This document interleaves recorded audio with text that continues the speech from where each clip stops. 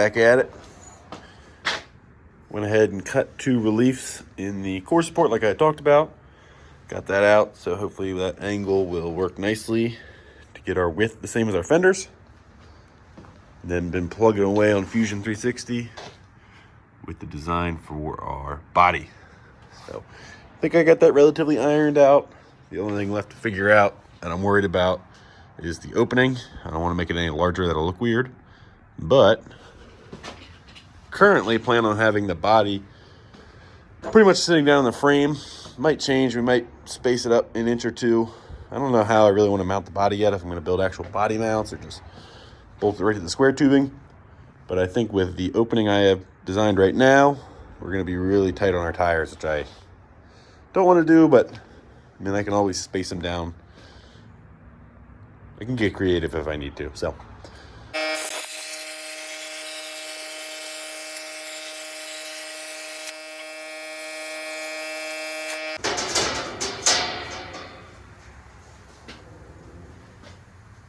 Woo! That is a Jeep bedside. That's cool. Let's get it on there.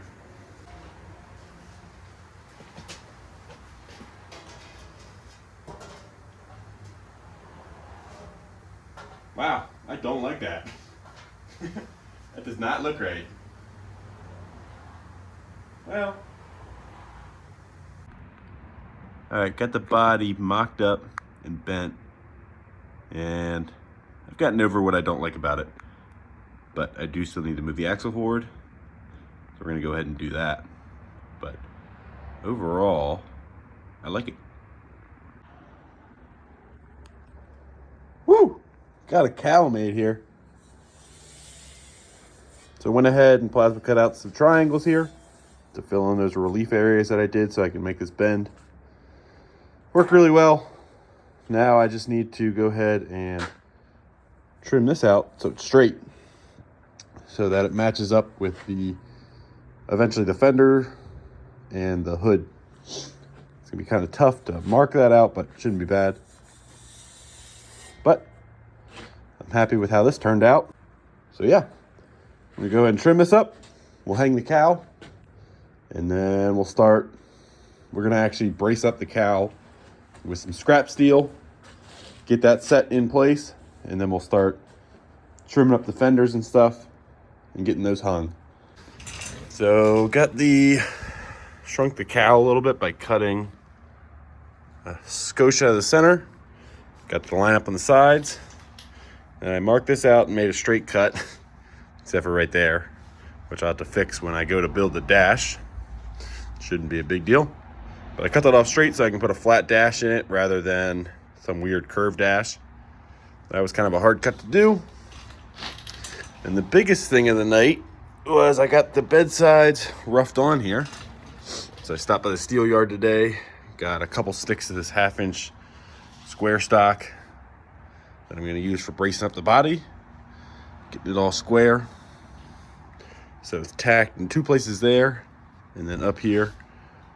I still got to tack it up there, and then just to the cowl. Also went ahead and pulled the wheels off because the wheelbase is off. And I thought I was going to have to crawl underneath of it to cut the tacks to move it, but I actually tacked it up here, which is really nice. So I can go ahead and just scoot that forward, and that won't be a big deal. So last night got the body all leveled out. And then this morning, what I've done so far is I cut the filler panels up here.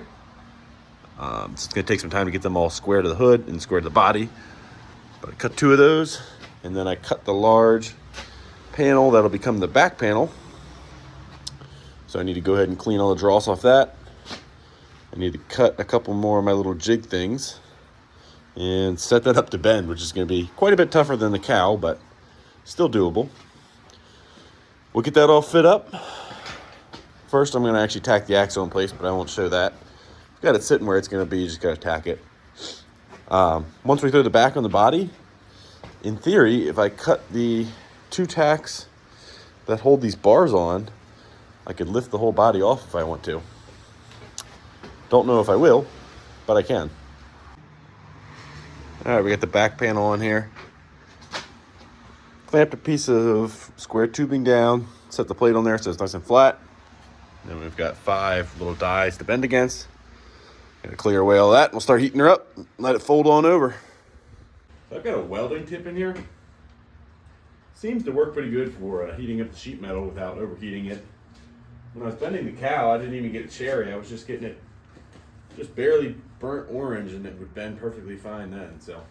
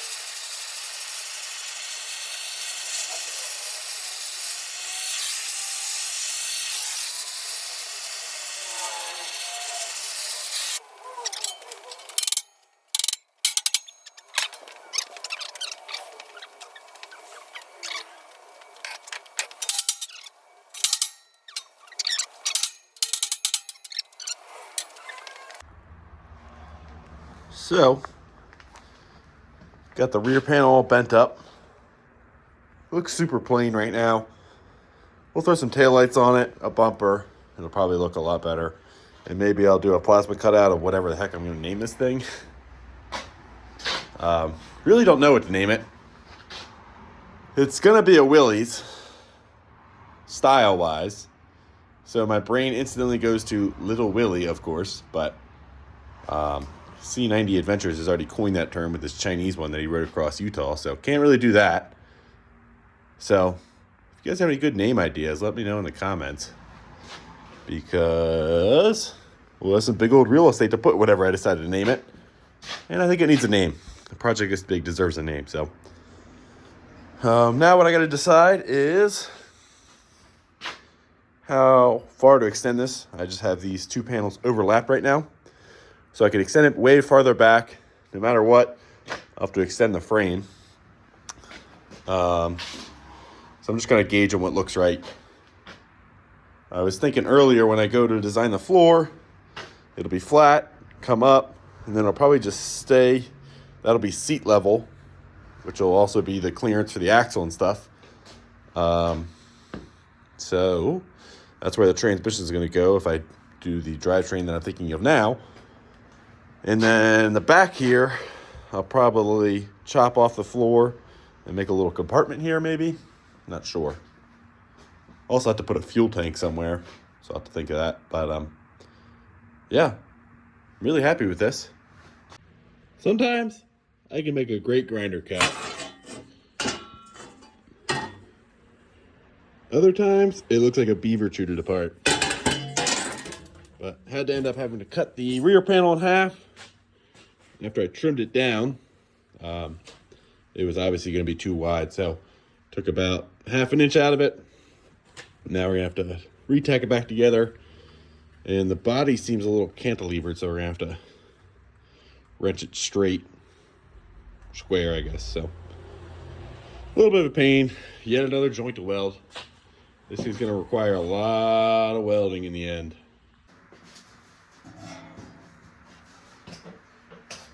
A little bit of a tight squeeze, but man, sitting in your project vehicle for the first time is a really good feeling. So it's like 10 p.m. now. I'm done for the night. I've been working on this thing all day. Got the inner fenders, or the fender filler pieces done. Side panels all mounted up, squared up. And got the rear wraparound done. Whew, that's a mouthful. So I'm really happy with all the progress I've made. Kind of at a stopping point. Can't really build the floor or anything else without the drivetrain at least mocked up, so the engine and the transmission. What I think I'm going to do is I'm going to find a large V-twin, like a 20 to 25 horsepower vertical shaft, and a Peerless 700 belt input, chain output, 5-speed trans. That'll give me 5-speed and reverse, which is, I think, what I want for this. So I'm on the hunt for that. Once I find that, we're going to go ahead and throw the drivetrain in here and move on with part 2 of the series. voila. We have our motor and our transmission for our Jeep. More particularly, that's a transmission I really wanted. It's a Peerless 700. Why that's special? It has a belt input, which is on the other side, and then a chain output. Also has a brake right on there. 5-speed with reverse. So that should give us a pretty good top end speed and a pretty good crawling speed once we gear this thing right. The motor, I'm going to use it for now, so long as it runs like the guy who sold me this thing said it would. It is a 12.5 horsepower Briggs, which are good motors. I really wanted a big V-twin for this thing, but this will do for now, I think. So I'm going to go ahead and see if this thing fires up. Maybe take her for a lap since it's snowy. But this thing is a total meth head mobile. The guy I bought it from was super sketchy, but got it cheap enough that it should work.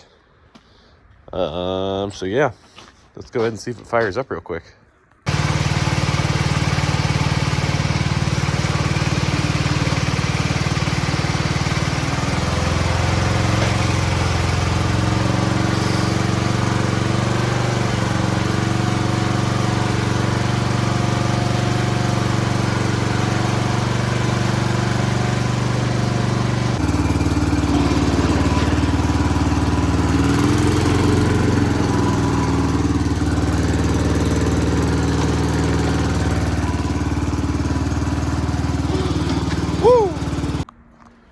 Alright, well, the thing does run. It just blew the belt off of it. The belt's trashed. I don't know how to kill the thing, so I had to choke it out, pulled the air filter off and choked it out with a rag and shut the fuel off. I could throw the belt back on it and take her for a spin, but the steering's super janky. Front axle bearings are super janky. That tire's flat. I don't know how to kill it. The throttle's stuck. I think I'll just do the world a great service and take this thing apart. I did verify the transmission goes into the gears. I checked that out before it blew the belt off. So engine smokes like off and on. I don't know what's up with that. I did just get it off my truck, so it could still have oil in weird places. Who knows? So let's start doing the world a favor by taking this thing apart. All right, well, that was pretty easy. It only took about 20 minutes to get the motor out. More importantly, the transmission out. So this is a Peerless 700. What makes this special is most tractors, lawnmowers, run on a transaxle. So your wheels would be right here, transmission and axle combined, where this is just the transmission.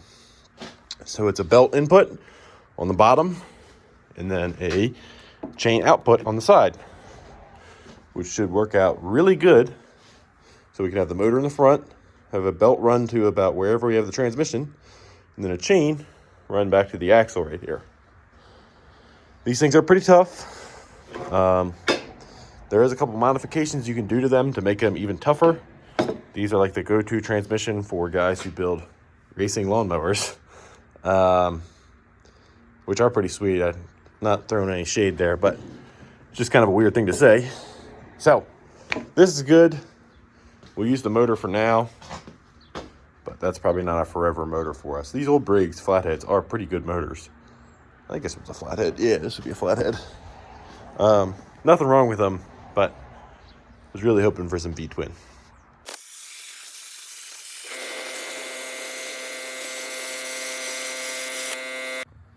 All right, we got a motor plate tacked on there. Let's go ahead and drop the motor in for the first time.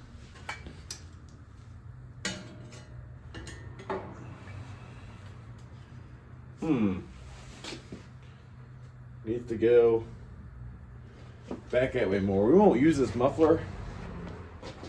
Oh, I'm probably right in your way. We won't use that muffler, but I would like some more space to be safe. I also could just scoot it back like that.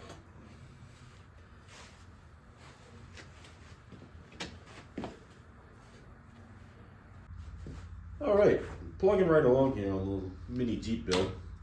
Still don't know exactly what to call this thing or have a good name for it. But you'll notice a very funky shaped plate that I have cut and tack welded in there. And that plate is to hold our Peerless 700. This is only temporary. So that sits right there. And then our chain drive hooks up. And this is about where I wanted it, but it conveniently worked out that I already had this chain, which is probably not gonna last long, but I can at least test this setup with it. So that'll get bolted to there. This should work out really well because I think the seat will be about here and then start sloping down, and then the shifter will reach right through somewhere in the middle. I'm gonna try to make this thing, it's gonna be mostly one-seater, but I do want the opportunity to put two people in it, so we'll put the shifter in the middle. So that should work really good. All right, back up front here, you'll notice the motor's in about the same exact spot. I didn't bother moving that or bolting that down. I wanted to get the transmission in its spot, but I see no reason we're gonna have any issues with the belt. So I think the placement of that is fine relative to wherever the hood sits nicely and the steering box fits nicely. So the only thing we will have to figure out is pulley height. There is a difference right now of about 3/8. I forget which is higher. That can always be kind of remedied by adjusting the pulley on the output shaft of this. If I get a pulley with a lock bolt, I can't think of the proper name of that right now. Or we could use some spacers. So with the motor and the transmission mostly figured out now, I'm trying to think of where I can move on next. I also ordered my steering parts, so I can't do anything there. I can't mount the column until I have all the steering parts, so trying to see where I can move on next. And I think the next big hurdle I've got is now that I have the transmission in place, I can start skinning out the floor and the seat, or basically the basis, the pan of where my seat's gonna be. And eventually we'll come all the way down here with plate, do the front floor, and then some sort of firewall, but that's gonna be kind of delayed till I build pedals. So there's a lot of things I could do, but I think the best thing right now is to start building the inner structure of the tub.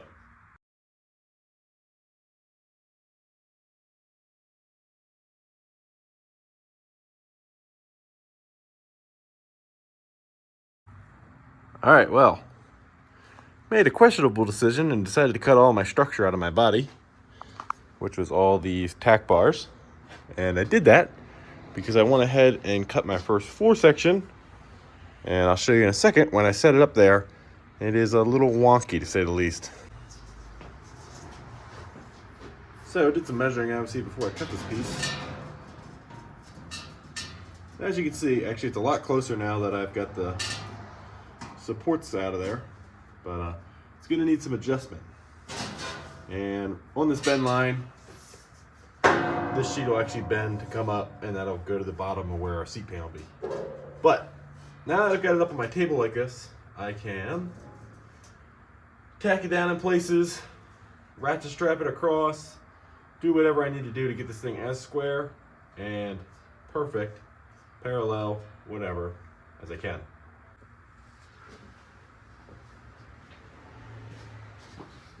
All right, I showed this a lot on my model crane video about how I like to bend pieces of steel. This is a 28-inch piece of 14-gauge plate. I cut 1-inch reliefs all the way across the plate.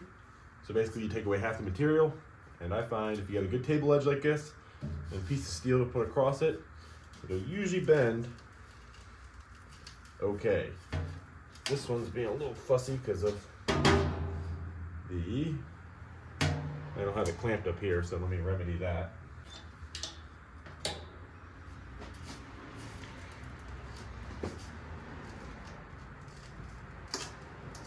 I don't know the exact angle I want yet. Kind of a guesstimate. So we'll stop there. All right, we got the tub flipped back over after I got the first section of the floor tacked in, and I did that because I need to figure out the length of this piece, which is important because that'll determine the angle of the piece here, and I want to make sure I miss the transmission. So it's incredible how much that stiffened up that. Of course, everything else is now all loosey-goosey because I took all the support out. but I think I've measured out our length we want here. I'm glad I visualized this because I was getting ready to just cut it as one big piece, which I think I will do, but I'm going to definitely put a access door in here so in the future I can get down to the transmission and the chain and the axle and all without having to do any, like flipping the Jeep over and anything. No one likes to do that. So I'm gonna have to work on this thing eventually, so might as well make it easy to do so. Let me take some final measurements and then we'll stick it back up on the table. All right, got the seat pan welded in now. Went ahead and cut out this access panel, which will eventually get hinged. That gives us some really nice access into the transmission, chain, all that. I think I might stick the battery and the fuel tank under here. We'll see what kind of room I have up front, but this gives me the possibility to do that. So I put the plate on and then did two 1" by 1" piece of square tubings on here to brace it up, and that gives this little door a ledge to sit on and make it strong. So we'll get some hinges for that eventually. Yeah, so I'm getting ready to sit in this thing for the first time. Whoop.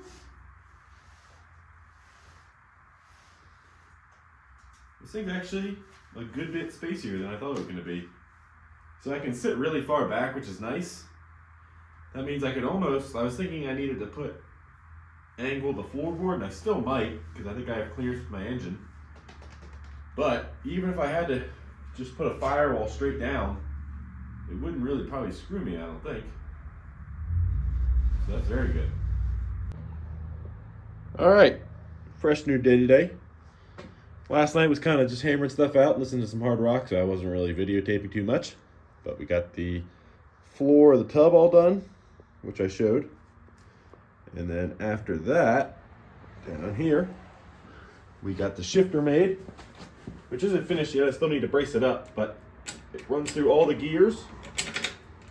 So that should work good. I probably will figure out some sort of gating system to make sure someone doesn't accidentally just jam it back into reverse while trying to go to first. But these transmissions are not set up to shift on the fly anyway, so you really shouldn't be going between gears. That's what I say now. I'm sure I'll do it. So this is where the body's at right now. I got it set up on my table so that I could work with the hood to tub alignment. And I've got it to the point where it's not perfect by any means, but I think I'm going to leave it be. So the gap across here is pretty good. Here our radiuses don't match up, but it is what it is. I formed this by hand with a torch. This line's pretty good. And you come over the other side. This has a little bit of a gap. Got it pretty even all the way across, top to bottom. It's just going to have to be what it's going to be. This is a tilt front end anyway, so it's never going to be, I don't think you'll ever get it perfect. So we're going to let it be. Alrighty, now that you guys have seen the tub of this thing, I can do my outro inside of it. So in today's episode, we built the whole tub floor and got the engine and transmission, sourced them out of that tractor, and got them sitting in place. So I think this is a big part of the build out of the way now. And in the third video, you're going to see how I make this thing full suspension and four-wheel drive. So keep an eye out for that in about a week. Thank you guys for watching. Please consider subscribing.